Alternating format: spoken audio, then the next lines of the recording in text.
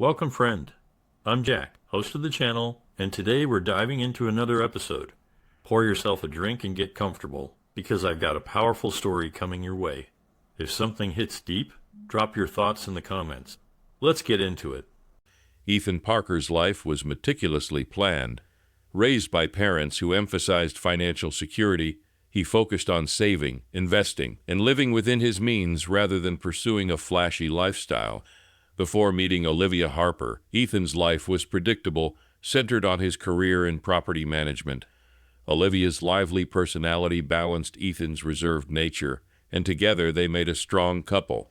However, as time passed, differences in values, particularly regarding lifestyle, began to surface. While Ethan prioritized financial stability, Olivia leaned towards socializing and maintaining appearances. Despite these differences, they managed to coexist until a series of events turned Ethan's world upside down.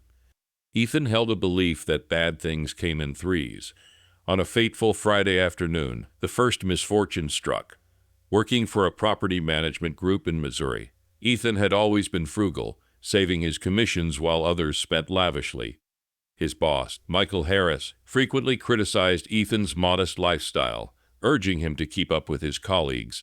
During a tough economic period, Michael called each team member into his office. When it was Ethan's turn, Michael bluntly informed him that layoffs were necessary. Despite Ethan's success, Michael argued that his savings made him a better candidate for a layoff compared to his less financially secure co-workers.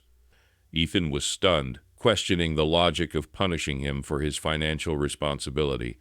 Michael, visibly stressed, defended his decision, criticizing Ethan's appearance and lifestyle for not aligning with the company's image. In the end, Michael dismissed Ethan, asking him to clean out his desk.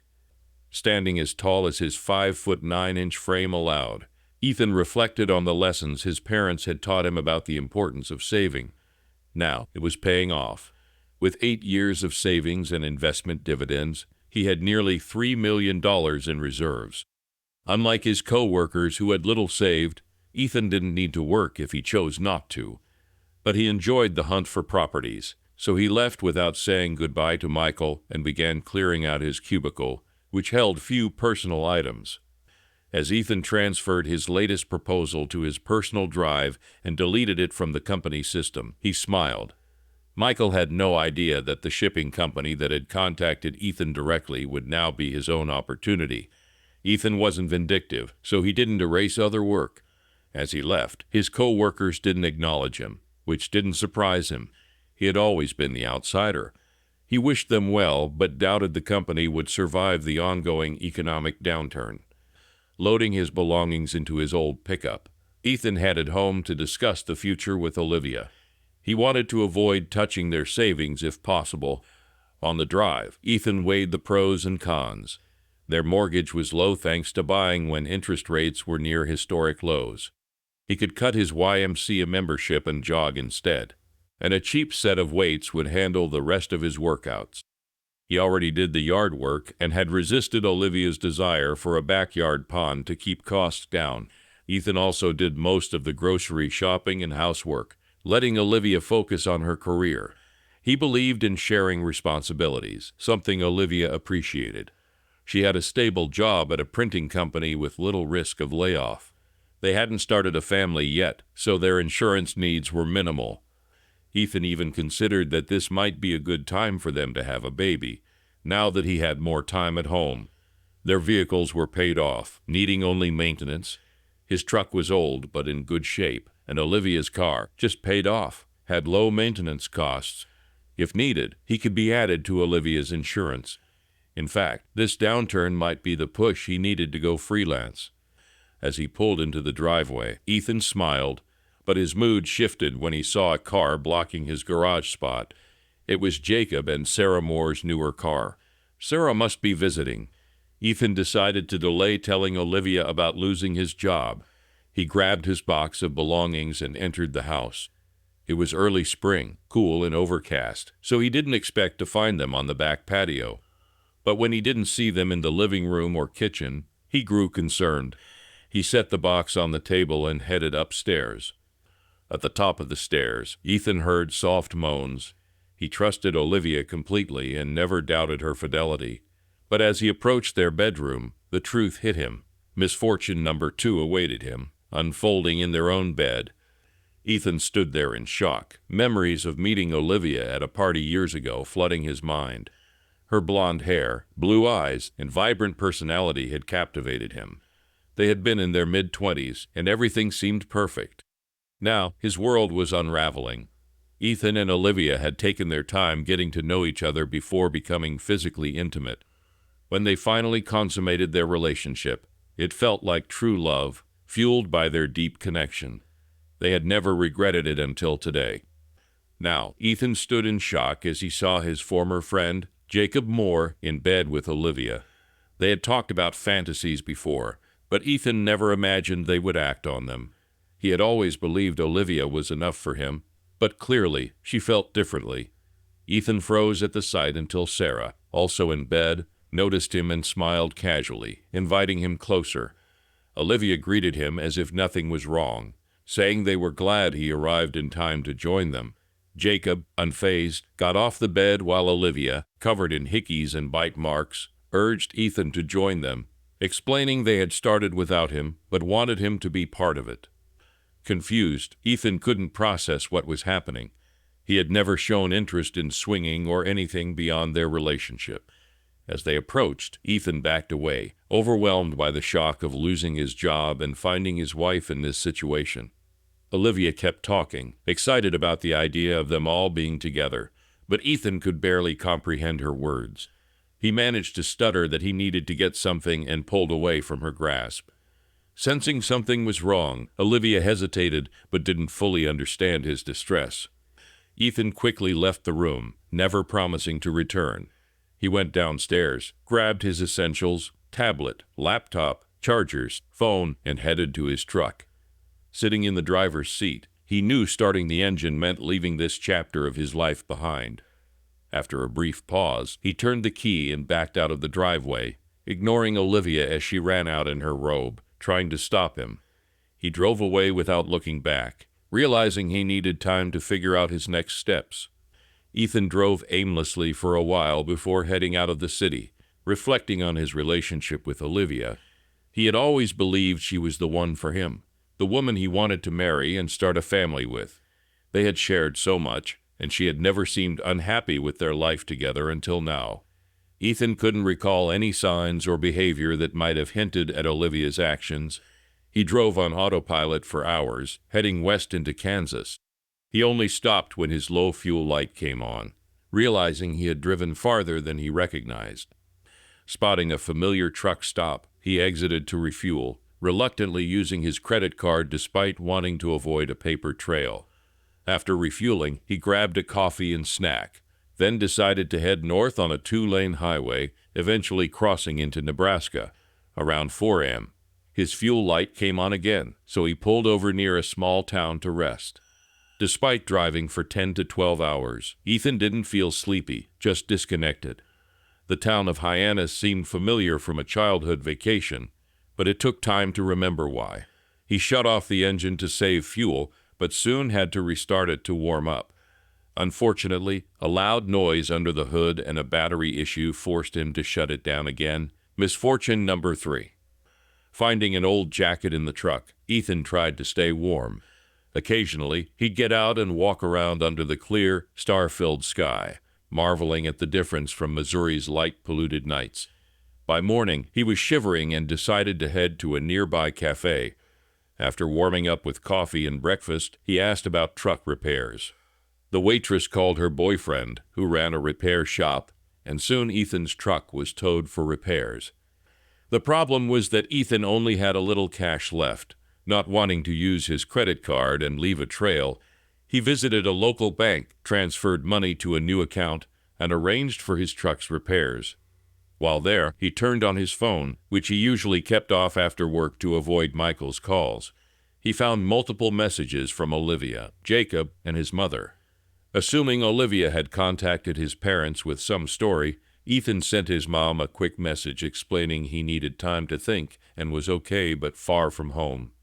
Ethan then called his attorney, leaving a message about his estrangement from Olivia and instructing him to restrict her access to his accounts and move funds to offshore accounts. An hour later, Ethan received an email from Lawrence Carter, his attorney, expressing concern about Ethan and Olivia's situation, but agreeing to carry out Ethan's requests as long as they were legal. Lawrence mentioned knowing financial experts who could help. Ethan also asked Lawrence to arrange $2,000 in monthly transfers to Olivia to cover bills, including the house payment, since she needed a place to live, even though he wouldn't be staying there anymore. Ethan also realized that Olivia might try to track him through his financial activities, and with his truck out of service for a few days, he needed a way to stay off the grid and cover expenses. He returned to the diner for lunch, considering his options. The nearby ranchers seemed like a possibility for temporary work, as the waitress, Lucy, suggested. However, he doubted his skills were suited for ranch work and worried about the lack of jobs in the small town. After pondering, Ethan decided to ask Lucy about ranch jobs, and she pointed out Ben Carson, a rancher who might need help during calving season. Ethan recalled a Zane Grey novel he read as a teen about an outsider adapting to life in the West and realized he might have to face similar challenges to earn respect if he took the job. Lucy spoke with Mr. Carson, who agreed to talk with Ethan. Approaching the rancher, Ethan sized him up. Ben Carson was a large, rugged man, about 60 years old, with rough, calloused hands and a permanent squint. Ben assessed Ethan as a city guy not used to hard physical work, but they sat down to discuss the possibility of Ethan working on the ranch. Ben Carson reached across the table to shake Ethan's hand, introducing himself as the owner of a ranch 10 miles north of town. Ethan introduced himself, seeing no reason to hide his name as Ben wouldn't know him from his real estate circles, and Olivia had no way of finding him here. They talked, with Ben describing his 150 an acre ranch in the Sandhills, where they moved cattle between pastures to manage the grass and water. Calving season was in full swing, and though it was hard work, he had a few hands helping out. When Ben asked what Ethan could do for him, Ethan was honest. He explained he had just left his wife after discovering her infidelity and needed work to stay off the grid while sorting out his life. Though he lacked ranching skills, Ethan was willing to work hard and learn, thinking physical labor might help clear his mind. Ben, experienced in dealing with city folk looking for a change, saw potential in Ethan and offered him a ride to the ranch, as Ethan's truck was in the shop. They stopped at a store for work clothes before heading to the ranch, which was a good half-hour drive from town. Ben showed Ethan around the ranch, pointing out the various vehicles, barns, and the main house where he lived with his wife, Carla. They also stopped at the bunkhouse, a double-wide home with modern amenities far from the rustic cabin Ethan had imagined. Before showing Ethan the bunkhouse, Ben discussed pay. He offered $2,000 a month, plus free housing and food. The bunkhouse had a fully equipped kitchen with separate freezers and pantries for each worker to avoid any issues with food sharing. Ben showed Ethan his assigned pantry and freezer, mentioning he could store drinks, alcohol, or other items there and in the fridge. He provided keys and noted that beef, pork, chicken, and turkey were supplied. Ben also pointed out a computer for accessing recipes and shared the Wi-Fi password in the hallway. Ben introduced Ethan to the bunkhouse setup, David Butch Tierney's room, Terry Hoskins' room, and finally, Ethan's room. Ethan was surprised by the spaciousness, which included a double bed, dresser, small desk, TV, and private bathroom. Ben showed him the linen closet with extra bedding and towels. Ethan mentioned he needed personal care items, and Ben suggested that Carla, his wife, could pick them up during her trip to Alliance. Ethan quickly made a list and gave it to Ben before meeting Carla, who warmly agreed to help. Ethan was then introduced to Butch and Terry. Butch, who quickly nicknamed Ethan Missouri, took him out to the pasture in a UTV. Butch explained that the herd was kept nearby for easier monitoring during calving season. He pointed out cows ready to calve and explained the challenges of protecting newborns from coyotes, showing Ethan the .223 rifle used for carnivore control. After circling the herd, they stopped for Ethan to practice shooting the rifle. Satisfied with his aim, Butch mentioned other potential dangers like prairie rattlesnakes, though it was still too cold for them to be active. On their way back, they encountered a cow giving birth. Butch explained ranching conservation practices and the importance of caring for the land. After the calf was born, Butch tagged it, gave it a shot of vitamins and antibiotics, and carefully monitored the protective mother. He explained that weak calves sometimes needed extra care in the barn, but assured Ethan this one seemed strong and ready to stay with its mother. The young bull quickly stood on shaky legs and began nursing from his mother. Butch chuckled, satisfied that the instinct to nurse showed how strong the calf was, just like with humans. Reflecting on his troubles with Olivia, Ethan felt a mix of satisfaction from what he witnessed and sadness over his situation. Butch kept Ethan busy, showing him various ranch equipment. Ethan learned that on the ranch, vehicles were left unlocked with the keys inside, a habit he needed to adopt to avoid putting anyone in danger from the elements. Butch also gave Ethan an extra coat and a hat, advising him to wash them before use. As they prepared for night checks on the cows, Butch explained the routine. They would check the cows every few hours, and with rain expected, it was important to stay dry and warm. Later, Butch and Terry demonstrated how to operate the pickup with a bale lift used to feed the cows. Ethan marveled at the efficiency compared to the old days of handling bales by hand. Butch explained the breeding process and how they managed the herd, including separating bulls from cows until breeding season and checking cows for pregnancy. Those that couldn't produce were sold, with some eventually ending up as meat for the ranch. Ethan was overwhelmed by the differences between this life and his previous one, noting the trust and physical demands of the ranch. Despite the challenges, he appreciated the balance of hard work and modern conveniences. As they waited for Carla to return with supplies, Butch shared his food with Ethan.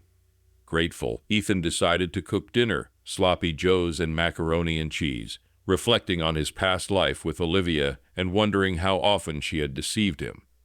After supper, Butch quickly cleared the table, loaded the dishwasher, and added Terry's dishes.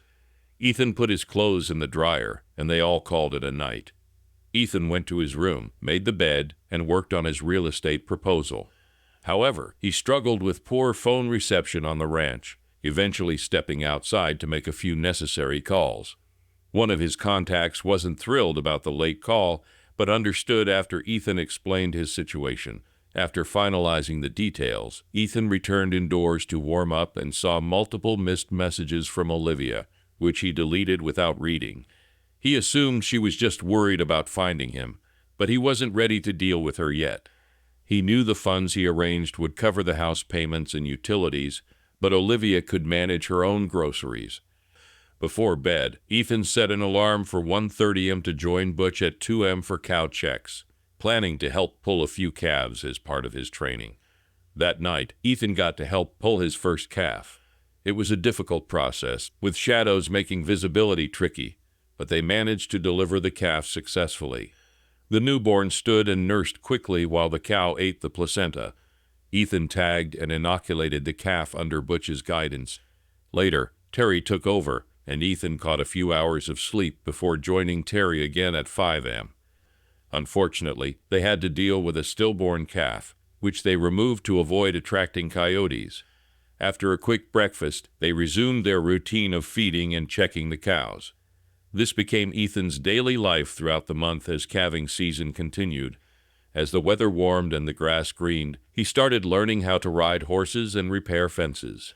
He took a few falls but quickly learned the ropes, both literally and figuratively. Butch and Terry taught him roping skills, though mastering the lasso took time and effort. Despite sore arms and frequent failures, Ethan gradually improved under their patient instruction. By the end of April, the fences were in good shape, ready for the cows and calves. Although Ethan improved his roping skills, it was decided he'd be better at throwing calves during branding. The ranch was scheduled to host branding in mid-May, but first they would help at neighboring ranches. Ethan's truck was repaired, but he decided to store it in town since he didn't need it at the ranch. Around this time, Ben approached him for a private conversation. "Ethan, I wanted to let you know that your wife will likely find out where you are soon." The state patrol noticed your truck in town and started asking questions because someone, probably your wife, reported you missing. There's a new initiative like an Amber Alert for adults. Ethan nodded, realizing his past was catching up with him. The patrol is checking around since you didn't hide your identity. They haven't come to me yet, but they will soon. You don't need to leave, but I'm curious why you're here and not talking to your family. Ethan explained his situation, losing his job, discovering his wife's infidelity, and needing time away to figure things out. He shared his struggle to decide what to do next, even though he had savings secured and had arranged to provide Olivia with monthly support. This ranch job has been a blessing, Ethan said. It's helped me more than anything else. I'm physically tired, not mentally drained, and that's been good for me. Ben asked, "What do you plan to do if Olivia shows up?" Ethan admitted he hadn't decided yet, though he knew he couldn't hide forever. Ben reassured him, explaining that the patrol would likely talk to him in town soon. He also mentioned that the locals had accepted him, referring to him as Missouri rather than Ethan. "If someone from your past shows up, I'll alert you on the radio, leaving it up to you to decide how to respond." Ethan thanked Ben and returned to work. A few days later, a state patrolman arrived at the ranch. Ben called Ethan to the house, where Ethan assured the officer he was fine. The patrolman advised Ethan to keep his family informed to avoid unnecessary worry and law enforcement involvement. Ethan promised to do so. Missouri, as he was now known, began planning his next steps. Knowing his pickup would be watched, he didn't want to see Olivia, especially if she brought Jacob and Sarah. He discussed his plans with Ben, who agreed to help. Ethan ordered supplies, and over the next week, deliveries arrived regularly. He packed his gear, purchased a weapon, a rifle and ammunition, during a trip to Alliance, and prepared to leave. Branding season began, and Ethan found the work tough but rewarding. He was better suited to handling calves than roping them. The process involved separating the calves from the cows, branding them, and castrating the young bulls. It was exhausting, dirty work, but it kept Ethan's mind off his troubles. As branding wrapped up, Ethan made final plans to leave. Ben remarked that he now looked more like a ranch hand than a city slicker. Ethan asked Ben to store his gear while he went away for a while, and Ben agreed. One evening, Ben informed Ethan that Carla had visitors, 3 people, including a woman who identified herself as Ethan's wife. Carla told them Ethan was working on another ranch and wouldn't return for a few days. Ethan decided to leave before Olivia returned. He hoped to stay away long enough for her to give up and go home. Packing his belongings, Ethan shook hands with Ben, now a friend, and prepared to leave without saying goodbye to Butch or Terry. As Ethan packed, Butch came out and asked, "Going someplace?" "Yeah," Ethan replied. "I gotta see what's over the horizon. It's time to move on." Butch nodded in understanding. "It's a woman, right?" Ethan nodded, confirming Butch's guess. "Yeah, I'm not ready to deal with her. Ben said she came by today, so it's time to go. I'll talk to her when I'm ready, but for now, I'll keep moving." Butch asked, "Where are you heading? And do you think she might be watching your truck?" Ethan shrugged. "I don't know which direction yet, and yes, she's probably watching the truck. I'll come back for it later." After packing, Ethan adjusted his hat, mounted his horse, and headed north, inspired by an old Zane Grey novel. He planned to stay off highways, making it harder for Olivia to find him. He packed supplies, including camping gear, freeze-dried meals, water, clothes, and a solar charger for his electronics. After a few days, Ethan reached a ranch where the owner, Ronnie Bentley, greeted him with the old custom, "Light and set, stranger." Ronnie mentioned that Ben Carson had called, letting him know Ethan might be passing through and could use work. Ethan accepted the offer. Ronnie, in his 70s, was dealing with arthritis and needed help on his 80-acre ranch.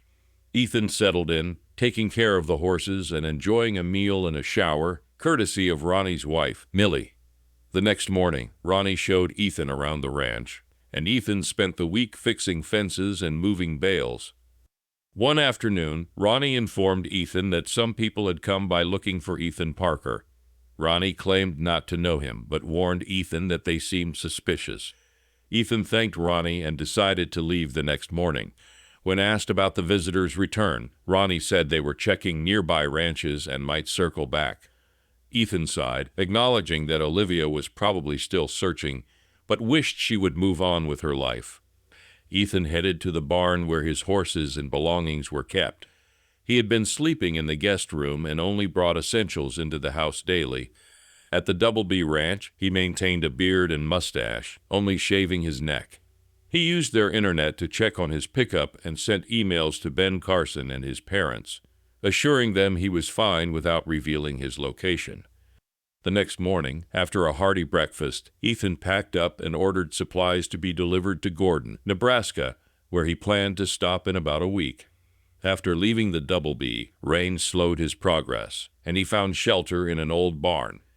There, he tended to his horses and ate a hot meal before resting. The following days were clear, and by week's end, Ethan arrived outside Gordon. He staked his horses near a stream and walked into town, gathering supplies and enjoying a cold Coca-Cola.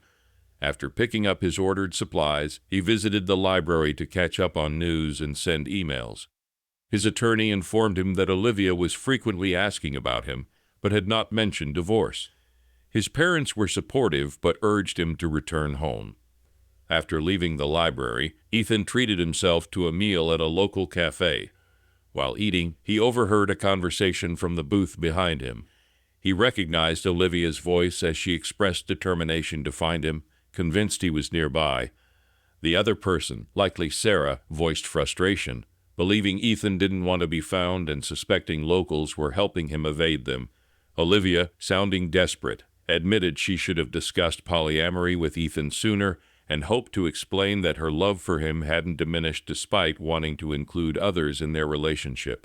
She lamented that Ethan wouldn't respond to her attempts to contact him. Sarah, frustrated, pointed out the challenges of finding him and the strain their search was putting on their jobs. "I told my boss my husband is missing, and she's been patient, but I need to work for a couple of weeks before coming back to search again. I believe he's still in the Sandhills, though I don't know why. He never mentioned this place, has no family here, and couldn't work without a vehicle. Do you think he bought a new car and left his truck in Hyannis to throw us off?" Sarah replied in a low voice, making it hard for Ethan to catch everything. "I doubt it. He hasn't spent much money since leaving other than some fuel receipts. There's been nothing. The only reason we know he's around is that a state patrolman talked to him at the first ranch we checked. The rancher must have tipped him off because we didn't get much help there." Olivia sounded puzzled. "I can't see Ethan doing ranch work. He's an office guy, not someone who'd live primitively without internet and modern comforts. I couldn't do that." Ethan nearly laughed, remembering his own misconceptions about ranch life when he first arrived at the Carson Ranch. He was relieved that Sarah's comments would likely turn people in the cafe against helping them. He realized he was starting to think of Ethan Parker as a stranger, someone from a past life. Ethan Parker was a man with responsibilities, but Missouri was a ranch hand with no ties. He knew he'd eventually have to reconcile the two identities, but today wasn't the day. Olivia's voice pulled him back to the present. "Sarah, I'm going to check the library again. Ethan will need to send emails to his lawyer, and I know his passwords. If he's online, I might track him down." Ethan cursed silently. He had forgotten Olivia knew his passwords. He needed to change them immediately and ensure nothing compromising was in his emails. The two women finished their meal and left without noticing Ethan, hidden behind his full beard and mustache. Olivia had never liked facial hair, so she wouldn't recognize him easily. After they left, Ethan finished his coffee, paid his bill, and bought some supplies, including hard candy and whiskey for medicinal purposes. Returning to his camp, Ethan was startled to find someone rifling through his belongings. Instinctively, he drew his .45 and aimed it at the intruder. "Hands up," Ethan commanded. The man froze and slowly stood. When he turned around, Ethan recognized Jacob Moore, but didn't let on. "What do you think you're doing, son?" Ethan asked coldly. Jacob stammered, I'm looking for someone." Ethan kept the weapon steady. "Well, dumbass, you won't find him in my bags. Empty your pockets." Ethan glared at Jacob, his voice sharp and commanding. "Listen, I suggest you be careful. It's not a good idea to mess with other people's belongings out here. Now empty your pockets. Looking for someone isn't an excuse for stealing." Jacob stammered, "No, I'm really looking for someone. My best friend, Ethan Parker. My wife and his wife are in town searching for him. I thought he might be camping near here, so I was just checking the bags to see if they belonged to him. Please, you have to believe me." Ethan considered Jacob's words, but kept his voice low and threatening. "Maybe I believe you. Maybe I don't. Now empty your pockets on that log, or I'll put a hole where you don't want one." When Jacob hesitated, Ethan fired a round near his feet, causing Jacob to panic and quickly comply. Ethan kept his identity hidden, his beard, mustache, and hat helping with a disguise. After confirming Jacob had nothing of his, Ethan told him to put everything back. Backing Jacob to the edge of the camp, Ethan asked, "Why don't you just leave this person alone?" as he holstered his weapon. Jacob replied, "He's my friend, and he's hurting. We want to bring him home so he can heal. His wife wants to apologize and get him back in her life. She just wants to talk to him face to face. She loves him, and he's been gone for months." Jacob then studied Ethan more closely, suspicion growing. "What's your name, stranger?" he asked. "They call me Missouri," came the reply. Jacob, growing more suspicious, asked, "Why do they call you that?" Ethan shrugged. "Everyone needs a name. Tex is too common, Kansas isn't popular here, and Nebraska is just plain dumb. If I were in Missouri, I'd be called something else." Jacob pressed further. "What's your real name?" In an instant, the .45 was out again. "It's best not to pry into things that don't concern you. You should probably move along before things get complicated." Terrified, Jacob backed away and eventually ran off without looking back. Ethan smirked, knowing his disguise had worked for now. Realizing he needed to move quickly, Ethan broke camp in just 10 minutes, leading his horses downstream to avoid detection.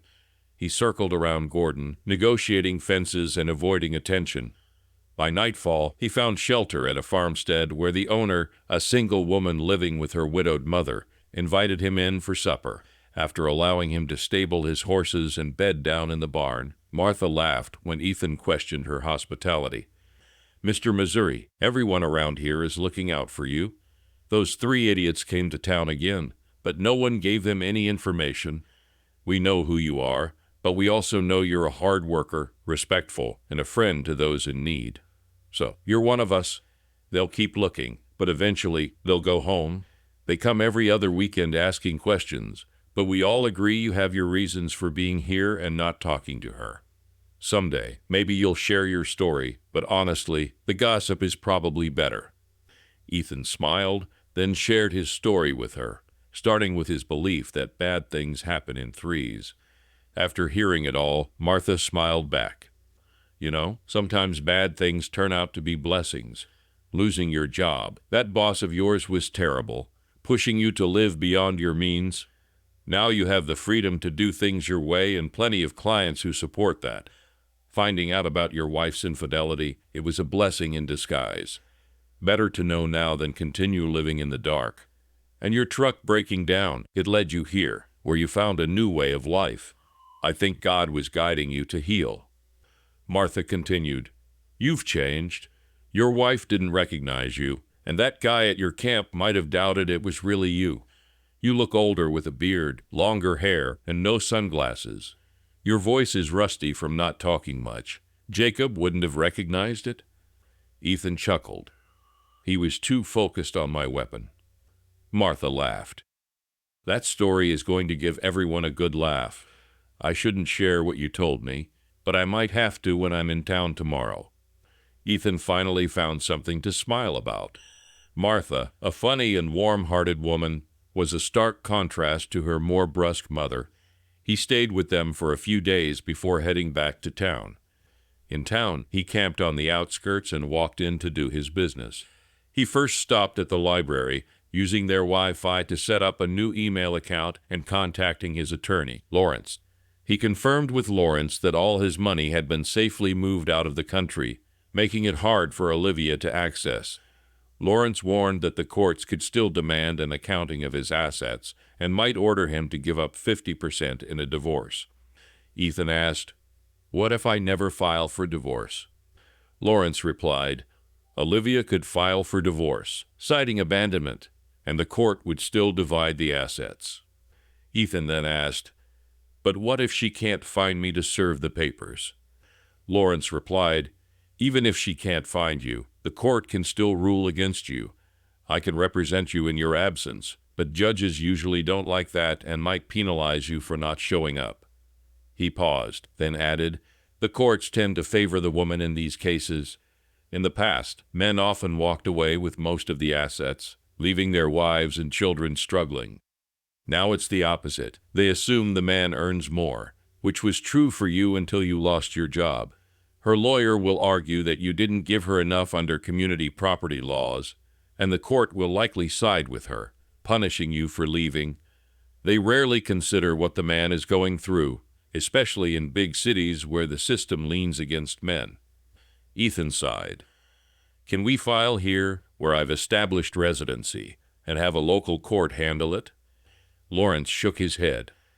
"No, since your marriage took place in Missouri, and that's where most of your married life was, it has to be heard there. If she established residency where you are now, it might be different." Ethan resigned himself. "I guess we'll keep things as they are. I'll keep moving for now. There's plenty of land for me to cover, and it'll make her search harder. I'll contact you when I can." A few days later, Ethan walked into town and bought a pay-as-you-go phone to avoid being tracked. Back at his camp, he had a decent signal and decided to call Olivia. He first tried the house, but then remembered she might be at work. He called her office and was put through to her extension. She answered professionally, "Hello, this is Olivia Harper. How may I help you?" Ethan's voice was calm but pointed. "Surprised you're still using my name. Why not take the Moore name?" Olivia hesitated, confused. "Who is this? Is this a joke?" Ethan replied sharply, "What? You don't recognize your husband? Maybe Jacob's voice is more familiar now. Surprised you're at work instead of with your friends."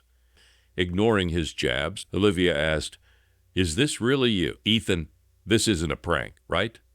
Ethan softened but remained firm. "Why would anyone pretend to be me? I've made sure people can reach you if they spot me. Most calls are false leads, but occasionally someone calls with useful info. And no, this isn't my number. I'm avoiding being tracked. I want you to stop looking for me. File for divorce. The court will give you half of everything, and I'll make it available. Just forget me and move on." Olivia's tone turned pleading. "But Ethan, I love you and miss you. Please come home or meet me so I can show you how I feel." Ethan's voice grew cold again. "You love me so much you cheated with our friends and expected me to be okay with it. How long were you planning to keep this up behind my back? Don't lie. Did you know I'd come home early that day?" Olivia hesitated, then admitted, "I was trying to introduce polyamory, but I was afraid of how you'd react. I guess I was right. You didn't take it well." Ethan's sarcasm cut through. "No kidding. What gave you that idea?" he sighed, then continued, "It doesn't matter anymore. Your excuses mean nothing. Just leave me alone." There was silence before Olivia, her voice shaky, said, "I love you and miss you. I want you back in my home and my bed. Please don't hang up." Ethan responded with frustration and resignation. "Why do you want me back? I send you $2,000 a month, and you likely got a raise with your promotion. You have Jacob and Sarah. Why do you need me? You enjoy being with them, so what's the point of having me around, especially the way I am now?" Olivia's voice broke as she cried. "No, you don't understand. I love Sarah and Jacob, but I'm in love with you. They never replaced you. We don't share the connection you and I have or the dreams we had together. I want that back." Ethan snorted in disbelief. "That's not happening. I don't think about you except to wonder if we'll cross paths. I'm still deciding if I'll just walk away, slap you, or give you some old-fashioned justice." Olivia's voice trembled. "What do you mean by frontier justice?" Ethan's tone turned serious. "In the old days, adulterous women and their lovers could be liquidated, and no one cared. Around here, half the people still think that way. The rest think I'm a fool for staying in the city. I won't know how I'll react until we meet face to face. Consider yourself warned." Olivia continued to cry, and Ethan heard some background noise. She covered the phone and told someone she was fine, just trying to talk to her husband. When she returned to the call, Ethan had already hung up. As Ethan turned off the phone and prepared lunch, he reflected on how little he thought about Olivia anymore. His focus was on practical matters, his next destination, the weather, and helping the next rancher. Olivia and their failed marriage rarely crossed his mind, except for the occasional reminder of her betrayal. He realized that distancing himself from Olivia was working as he had hoped. His anger was cooling, and indifference was setting in. Soon, he might just shrug at the memory of her and their marriage. After finishing lunch, Ethan decided it was time to file for divorce and take control away from her. He sent the necessary message through his new email account. The next morning, Ethan broke camp early and headed south, planning to visit Ben and Carla Carson at the Circle Bar X Ranch. With the season changing, he wanted a more permanent situation before the first frost. Halfway to Hyannis, he spotted smoke on the horizon and worried about a wildfire. As he got closer, the smoke began to dissipate, indicating the fire was out. Cresting a hill, he saw a helicopter wreck in a meadow. The fire had burned out without spreading to the grass. Riding closer, he saw someone moving near the wreckage, a woman dragging something. He called out, "Hello," not wanting to startle her. She waved him in without hesitation. As Ethan approached, she looked up and said, "I'm so glad to see someone. We went down yesterday and thought rescue would come sooner." Ethan dismounted and asked, "Are you the only survivor?" "No, my partner, Jane, is injured. She's over there under the shelter. I think she fractured her back. The pilot didn't make it," she said, her voice heavy with exhaustion and sorrow. Ethan guessed it was a medical helicopter. "Where were you headed?" "We were flying from North Platte to Valentine. We had electrical problems.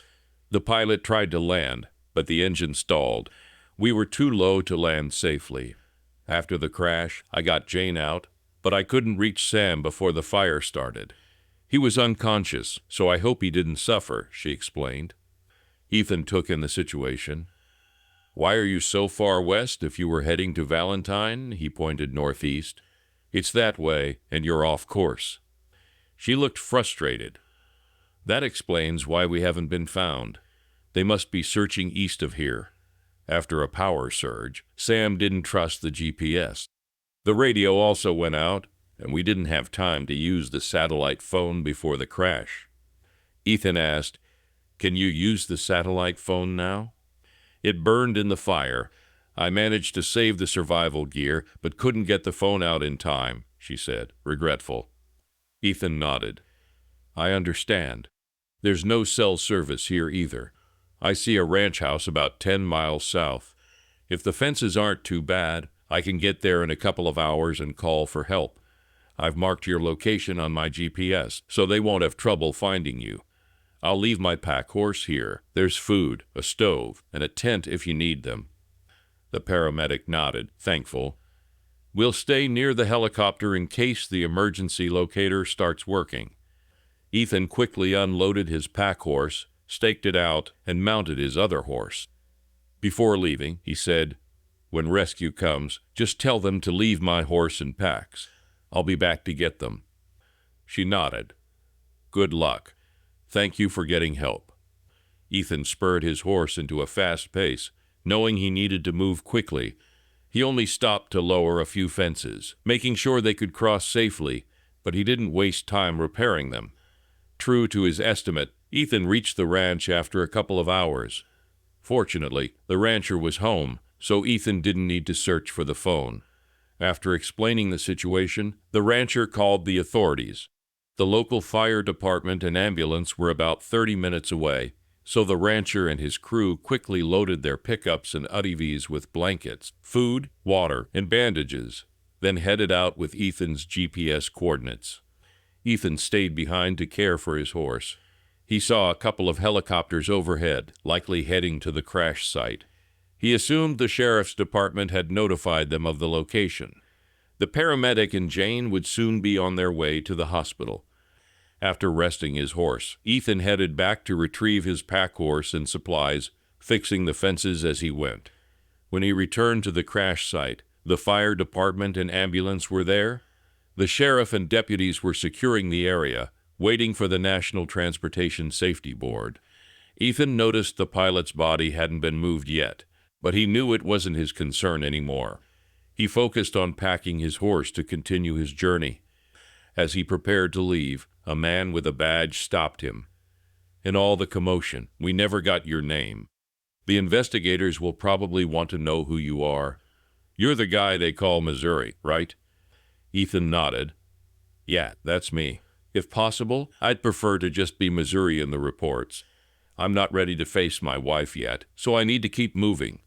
Also, please don't mention which direction I'm heading." The sheriff nodded, understanding. None of the firefighters or EMS were close enough to overhear. Later, they would just say that they looked up, and Missouri was gone, disappearing over the nearest hill. The sheriff, though, wasn't naive. He knew Missouri's real name and informed the NTSB investigators, but kept it from the news reporters who arrived on the scene. Unbeknownst to Ethan, his travels were becoming legendary. Olivia and the Moores continued their visits to the area, but each time they asked about Missouri, people claimed to have seen him in different places, often miles apart on the same day. Stories of him rescuing ranchers and travelers circulated, with everyone knowing someone who'd spotted him. Some described him wearing a clean white hat like the Lone Ranger. Others mentioned a black hat. His horses, too, became part of the legend. Some said he rode a nearly white Palomino, others a roan or a paint. Tales of his exploits in local rodeos, where he supposedly won all-around cowboy, added to his mythical status. And while some young women hinted at having helped him during tough times, they all described him as a true gentleman. When Ethan was near the Circle Bar X ranch, a state patrolman stopped him. It was unusual, as Ethan wasn't speeding on horseback, and he had been careful to stay off the highway, avoiding any chance encounters with Olivia and her crew. The patrolman waited at a gate for Ethan to approach, noting that he now carried a .45 on his hip. "Say, son, could you stop for a moment? I'd like to chat if you don't mind," the patrolman said. Ethan leaned back in the saddle. "Sure, I've got time. Just heading down the road a bit." The patrolman chuckled. "That wouldn't be to Ben Carson's ranch, would it? Word is you're close with him." Ethan smiled. "More like mentor and boss when I first came here. Hard to believe it's only been a few months. Feels like longer. With winter coming, I'm hoping he'll need help through the season." "Oh, I don't think that'll be a problem. Last time I spoke with him, he mentioned you're always welcome. He figured I might run into you and asked me to pass that along," the patrolman said, then paused before asking, "Have you talked with your wife? She still checks in occasionally." Ethan sighed. "I spoke to her once, told her to file for divorce and move on. Why is she still bothering you?" The patrolman shrugged. "Might have something to do with all the stories going around." "Stories? What stories?" Ethan asked, curious. The patrolman then shared all the tales of Missouri's supposed exploits, heroic rescues, rodeo wins, and more. Ethan was both amazed and baffled. "In one summer, no one could do even a fraction of what you're telling me," Ethan said, shaking his head. The patrolman laughed. "We know that, but a little mystery, a bit of romance, and a couple of real events, stories take on a life of their own." Ethan chuckled. "Sounds like those old dime novels about the Wild West. Probably a lot of made-up stuff with real names thrown in. Yeah, they probably wouldn't sell now, but funny enough, there are at least 3 people on social media claiming to be you. They argue over who's the real Missouri. Oddly, none of them use your real name. Either they don't know it, or they're keeping the mystery alive. All you need is a black mask, and someone will start calling you the Lone Ranger, the patrolman said with a grin. Ethan touched his beard. Guess I'd need to be clean-shaven to play the hero. They both laughed. After a friendly chat, the patrolman let Ethan continue on his way. And as the patrolman shared his encounter with his colleagues, the legend of Missouri grew even more. A day later, Ethan returned to Circle Bar X, ready to see if Ben needed help for the winter.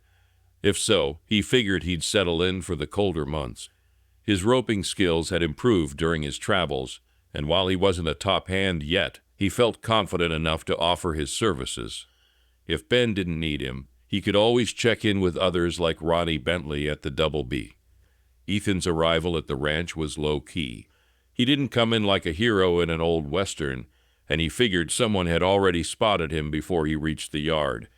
Sure enough, Ben, Carla, and Butch came out to greet him as he pulled up. "Howdy, stranger. Bet you could use a good cup of coffee and a comfy chair after roaming around the hills," Ben said with a grin. Ethan chuckled. "Yes, sir, that sounds good. Mind if I put my horses in your corral?" Ben pretended to think about it. "Well, now, are you still the same Missouri who left here last summer?" Carla playfully swatted Ben. "Missouri, don't pay attention to him. Just take care of your horses and come on in." Ben and Butch laughed as they helped Ethan unload his gear and settle his horses in the corral. They hauled his belongings to the bunkhouse, where Ethan was glad to see he still had his old room. Terry had moved on, and there was a new young hand, Jesse, whom Butch introduced. "Missouri, meet Jesse. Though I call him outlaw, he's green as they come. But we've got hopes for him," Butch said with a grin.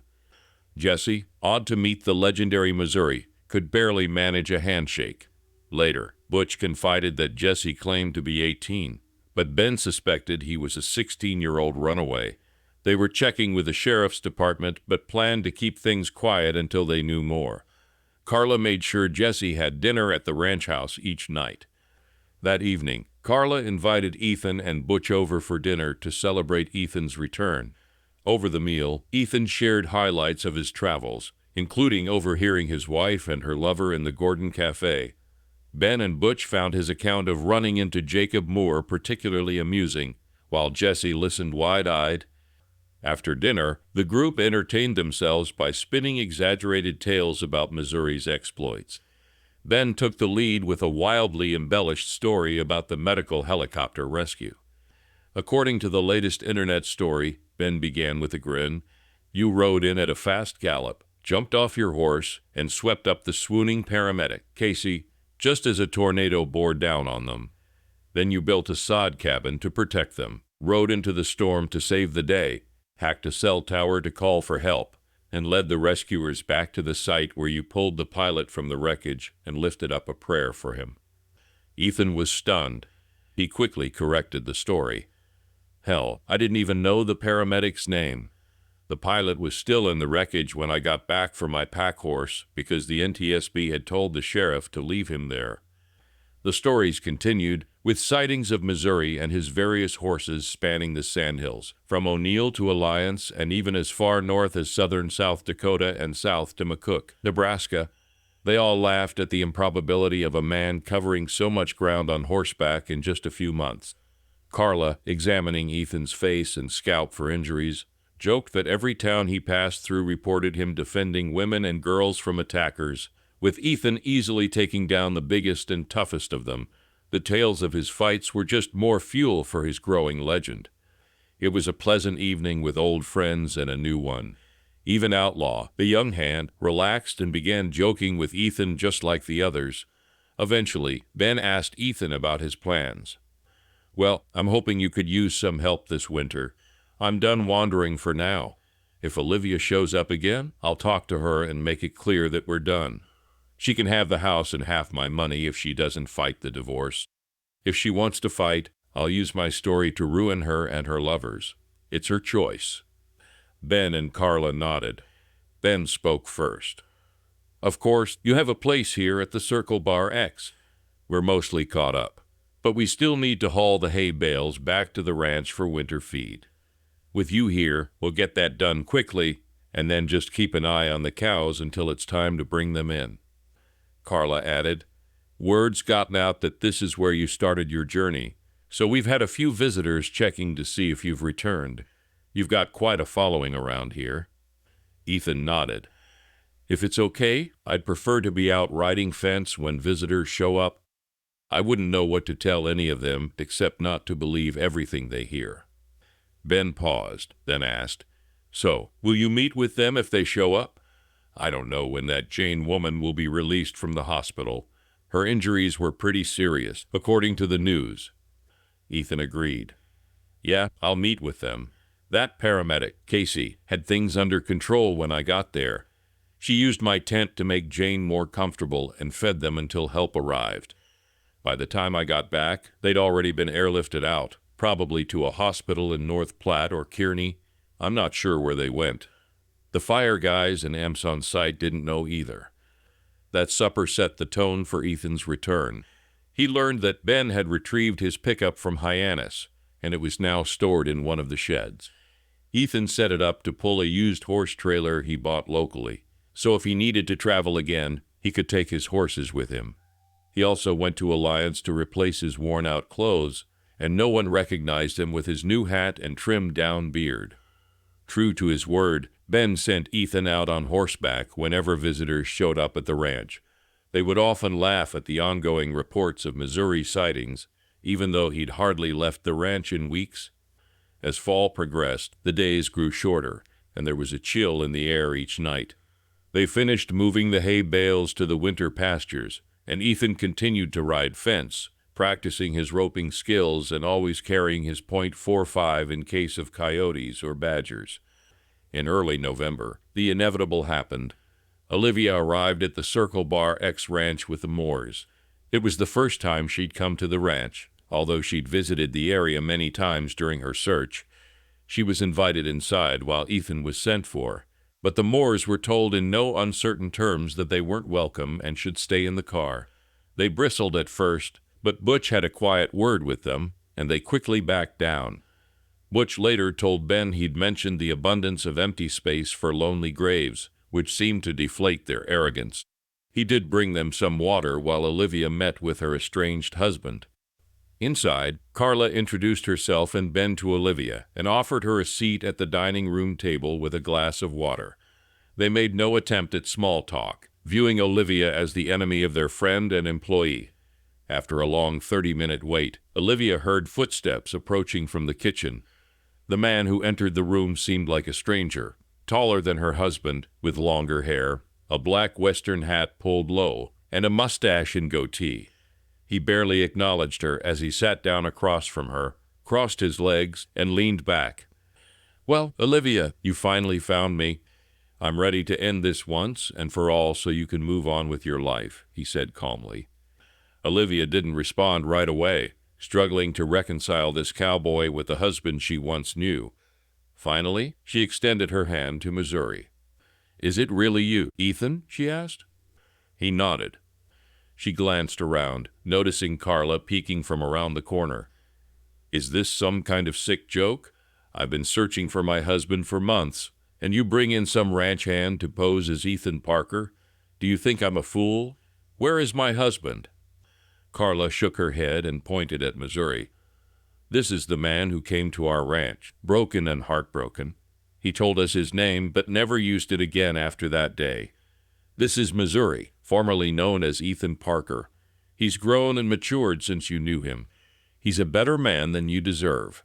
You need to talk, sort your lives out, and let him finish healing so you both can move on." Olivia protested.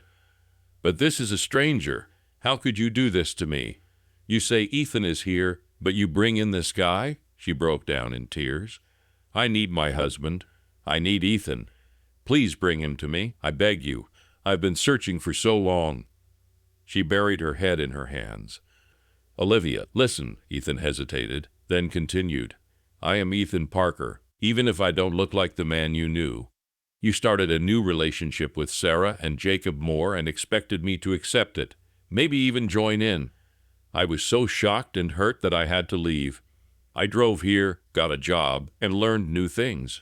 Now I'm ready to confront you. Olivia shook her head, struggling to accept that this man with his rugged appearance could be her Ethan. But as Ethan shared details only they would know, she realized it was him.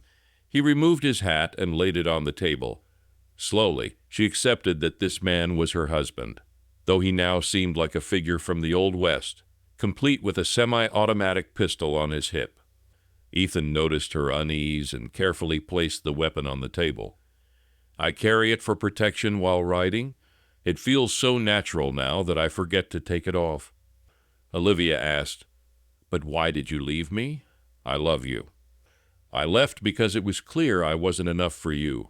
You broke our vows, took other lovers without talking to me, and disrespected our marriage. I had to leave to process everything. I've finally come to terms with it. But it was just Sarah and Jacob, our friends. We were just getting closer. Maybe you felt that way, but I felt betrayed. I walked in on you all having sex in our home, in our bedroom. I had to leave before I did something I'd regret. Olivia looked shocked. What do you mean by that? When I saw you, I couldn't decide whether to cry, throw up, or hurt all of you. When you approached me, I was so repulsed that the only option was to leave, so I did. Ethan paused, seeing her denial. I drove for hours, trying to avoid making a decision about us. When I ended up stranded in Hyannis, I had to face the reality of what you'd done. Our marriage ended that day. There's no coming back from that level of betrayal. I wasn't ready to confront you, so I took a job here at the Circle Bar X. He continued, These people welcomed me, a stranger. They taught me how to work hard and treated me with respect, something you took away from me. Carla nodded in agreement with Missouri's words and added, We did all that and more, some of which Missouri might never know. Ben and Butch were often just a few miles away from where Missouri camped, ready to help if needed, but they were proud he never did. He matured into a hero straight out of a Zane Grey or Louis Elammer novel, a man you could trust. He became a true sandhiller, accepted wherever he went. Whether he stays here or returns to the city, he will stand tall. Olivia looked down, still struggling to grasp the reality. She had believed Ethan was hurting and would run back to her when they met. In her mind, he would embrace her lifestyle, and they would rekindle their relationship. She just needed to get him alone. Ethan noticed her expression and realized she still clung to her plans from last spring. There would be no reconciliation. He tried again. Olivia, now that you believe I'm Ethan, let's get down to business. When you get home, you'll be served with divorce papers. Please just sign them and let it happen. I've been generous in the settlement. You can then live your life with the Moores. She shook her head. No, I don't accept that. You just need to experience the love we share. You'll understand once you see how amazing it is to be with two women. No, Olivia, that's not for me. Leave and don't try to see me again. I'll be at the hearing. If you fight the divorce, I'll tell the world what happened. Your parents and friends won't want anything to do with you. The Moores will likely abandon you when things get tough. Just sign the papers and live your life. He stood, signaling the end of the conversation. Olivia, struggling to stand, revealed her swollen belly. So, Jacob's swimmers did the job. When are you due? Do your parents know, or are you lying to them? She gestured to her belly. This is your baby, Ethan. I hoped the news would bring you around. Jacob and Sarah even agreed to be godparents. Ethan laughed bitterly. Do you really expect me to believe that? You think news of a pregnancy, possibly mine, but likely Jacob's, would make me join your mess? You're more delusional than I thought. At the kitchen door, Ethan turned. When the baby is born, we'll do a DNA test. If it's mine, I'll pay child support, but I won't ask for visitation or custody. The child can call Jacob Dad. He walked out the door. Olivia ran after him, but only caught a glimpse of him riding away without looking back. Finally, she realized the consequences of her choices. Ethan wouldn't even acknowledge their baby. Her job was shaky after all the time off, and her relationship with the Moores was losing its appeal. They seemed more focused on their own pleasure than hers. Olivia returned to the dining room where Carla was still seated. She looked at the ranch wife. "He really is the father. Jacob had a vasectomy years ago. There's been no one else." Carla couldn't resist. "Seems like you forgot what exclusive means." Olivia collapsed into a chair. "I thought this was the way. People loving each other without jealousy. Connected. Everything I read online made it seem perfect. The statistics said poly relationships had less cheating and more happiness." Carla shook her head. "You can't believe everything online. Most cultures abandon multiple spouses because it's unsustainable. Even living with one person is hard. Trying to please multiple people is nearly impossible." Olivia cried softly, then regained some composure. "Tell Ethan I'm going home, but I'll fight the divorce. His baby needs a father, and that's the only reason I'll fight." She left with the Moores, and soon they were out of sight. Shortly after, Ethan returned. Carla told him what Olivia had said. He just nodded, knowing deep down that she wouldn't go quietly. Life moved forward. Ethan returned to Missouri for the divorce hearing. Lawrence filed the necessary motions, and Olivia countered, as she had promised. She admitted her mistakes, but claimed she had ended her relationship with the Moores and requested counseling. The judge took it under advisement and set another court date in 2 weeks. During the wait, Ethan stayed with his parents, who were both amazed by and pleased with the changes in him, though disappointed in Olivia's behavior. Despite once loving her like a daughter, they now wanted nothing to do with her. During this time, Olivia gave birth to a baby girl she named Elise. DNA tests confirmed Ethan Parker as the father. Ethan's parents softened toward Olivia to maintain a relationship with their granddaughter. Ethan visited the hospital before the baby was released, and though he felt a pull at his heart, he avoided Olivia, leaving whenever she arrived at his parents' home. At the next hearing, the judge ruled that counseling wouldn't help. He acknowledged Ethan's new life in Nebraska and, after reviewing the evidence, ruled that Olivia would receive 50% of the assets, with child support set for their daughter. However, no alimony was granted since Ethan earned less than Olivia. The judge also set standard visitation, emphasizing that Olivia must ensure Ethan has access to his daughter on holidays and weekends. Upon returning, Ethan reconnected with old clients and started a one-man consulting business, using his horse, Leroy, to explore potential properties for companies.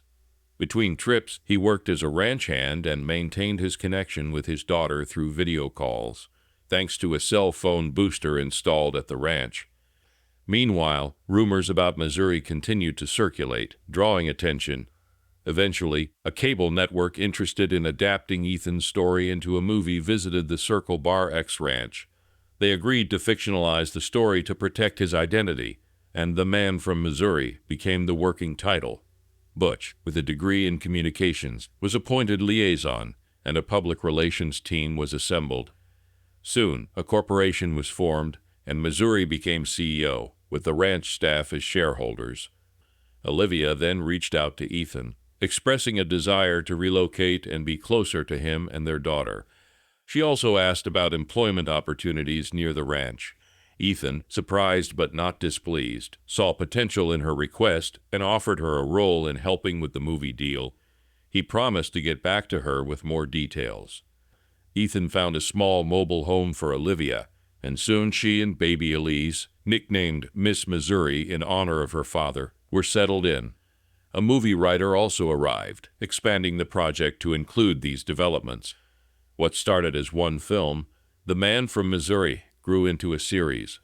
The first part focused on the original story of cheating and healing, while the second covered the divorce and redemption. The writer even considered adding some of the legendary tales attributed to Missouri, with discussions about turning the story into a series. As for Missouri's love life, he and Olivia remained friends and co-parents, but their romantic relationship was over. While high-end modular homes were being built for Olivia and Ethan's parents, a new person entered the scene. Jane Gantry, one of the survivors from the helicopter crash, arrived at the ranch, accompanied by Casey, the paramedic. Jane, recovering from her injuries, thanked Missouri for saving her life. As their conversations deepened, Jane expressed her interest in opening a clinic in Hyannis. Jane and Casey became integral to the community, with plans for the clinic taking shape. Meanwhile, Ethan juggled his ranch duties, parenting, the movie project, and site visits for clients. Jane, who had recovered enough to no longer need crutches, noticed that Ethan was overworking himself and convinced him to take a break. During a week of riding and camping, their relationship grew more engaged, and they became engaged. Olivia realized her hopes for a future with Ethan were dashed, but she accepted their friendship and remained a good friend to Jane and Casey. The couple's wedding, with Elise as the flower girl, was a grand event in the small community, and Missouri was no longer just a legend, but a beloved part of the Sandhills. Thanks for hanging out with me on today's episode, brother. I'm Jack, host of this podcast, and it's great having you here. If today's story hit home, send it on to a buddy who might need it. Remember, we're all in this together, turning life's curvy balls into wins.